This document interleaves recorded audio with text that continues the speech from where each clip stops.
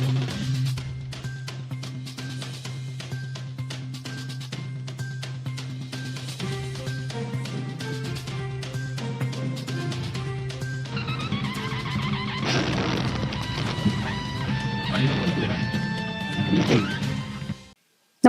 आपण पाहता Hirkani news. Hirkani news प्रत्येक क्षण ताज्या घडामोडी आणि महत्त्वाच्या प्रत्येक बातमीसाठी नेहमी तत्पर.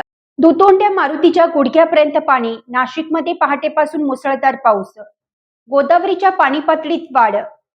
हवामान विभागाने वर्तवलेल्या मंगळवारी नाशिक आणि त्र्यंबकेश्वर येथे ढगफुटीचा अंदाज वर्तवण्यात आला होता. मंगळवारी नाशिक तालुक्यात ढगफुटी झाली नसली तरी मध्यम स्वरूपाचा पाऊस झाला.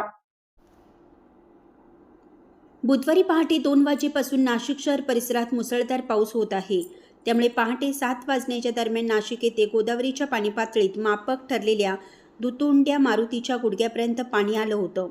गंगापूर धरणातून विसर्ग करण्यात आलेला नसला तरी आजूबाजूच्या नाल्यांचं पाणी गोदावरीत थेट येत असल्याने पाणी पातळीत झपाट्याने वाढ होत आहे. नाशिक जिल्ह्यात इगतपुरीसह त्र्यंबकेश्वर येथेही जोरदार पाऊस सुरू आहे.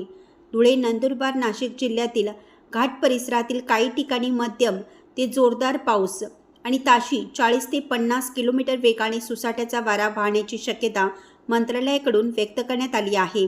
याशिवाय पालखेड धरण पाणलोट क्षेत्रामध्ये पावसाची संततधार चालू असल्यामुळे धरणातील पाणीसाठ्यातील होणारी झपाट्याने वाढ तसेच जलसंपदा विभागाच्या वरिष्ठ पातळीवर निर्णय होऊन पालखेड धरणातून कादवा नदीमध्ये बुधवारी सकाळी 9 वाजता 620 क्युसेसने विसर्ग प्रवाहित करण्यात येणार आहे.